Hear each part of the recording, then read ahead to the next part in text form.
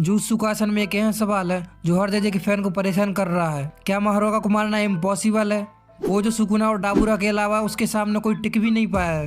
लेकिन क्या होगा अगर मैं आपसे कहूँ कि माहरोगा को हराने के लिए उसे एटोमाइज करना जरूरी नहीं है? तो आज माहरोगा की ऐसी थ्योरी को चैप्टर वाइज ब्रेक डाउन करेंगे जो गेगे सेंसेई ने हमसे छुपा रखी है। मेरा नाम है अभय और आप सभी देख रहे हैं रिजबी रियल। तो चलिए वीडियो को शुरू करते हैं।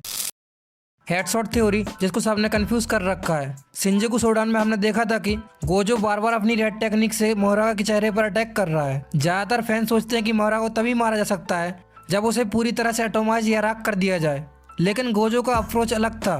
गोजो जानता था कि माहरोगा का कोर उसका हेड है। सोचो अगर माहरोगा ने अभी तक रेड टेक्निक को अडॉप्ट नहीं किया है और व्हील घूमने से पहले उसका सर उड़ा दिया जाए तो क्या होगा?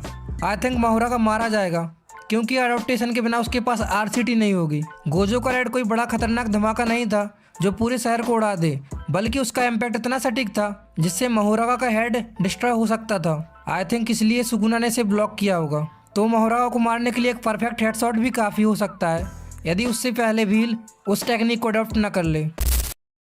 अब आते हैं सबसे कंफ्यूजिंग पार्ट पर। क्या माहरोगा के पास आरसीटी है? जवाब है नहीं। वो नेचुरली हील नहीं कर सकता। उसका हीलिंग मैकेनिज्म उसके व्हील से जुड़ा है। जब तक व्हील स्पिन नहीं करता माहरोगा का जख्म परमानेंट होता है। शिबुया के मेलब्रेंट श्राइन के वक्त भी माहरोगा तब तक हील नहीं हुआ था जब तक उसने स्लैश अटैक को अडॉप्ट नहीं किया था। इसका मतलब अगर आप व्हील को घूमने से पहले हेड डिस्ट्रॉय कर दें तो वो हील नहीं कर पाएगा।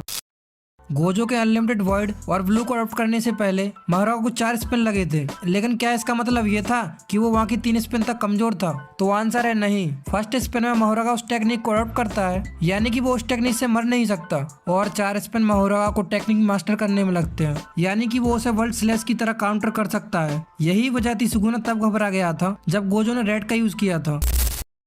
अब बात करते हैं क्या मेगुमी और सुकुना का माहरोगा सेम था? तो इसका आंसर भी है नहीं। मेगुमी ने जब माहरोगा को समन किया था तब वो एक अनटेम्ड बीस्ट था जो मेगुमी की बात नहीं मानता था और ना ही उसकी कर्स एनर्जी पर डिपेंड था। वो सिर्फ रिचुअल खत्म करने आया था। लेकिन सुकुना का माहरोगा टेम्ड था। वो सुकुना की अपनी कर्स एनर्जी से फ्यूल हो रहा था। इसलिए हमने माहरोगा का वो रूप देखा था जो गोजो के ब्लैक फ्लैश को भी झेल गया था। सीधी सी बात है, जितना पावरफुल कास्टर उतना बफ्ड शिकिगामी। तो दोस्तों ये था माहरोगा की इमॉर्टलिटी और हेडशॉट वाली थ्योरी का प्रॉपर ब्रेकडाउन। उम्मीद करते हैं आप सभी को वीडियो पसंद आया होगा। अगर आपको ये डीप एनालिसिस पसंद आया हो तो वीडियो को लाइक करें और रिजबी रियल पर एनिमे की ऐसी ही डार्क और मिस्ट्रीज के लिए सब्सक्राइब करें, क्योंकि हम एनिमे देखते नहीं हैं बल्कि उनका पोस्टमार्टम करते हैं। मिलते हैं अगली वीडियो में।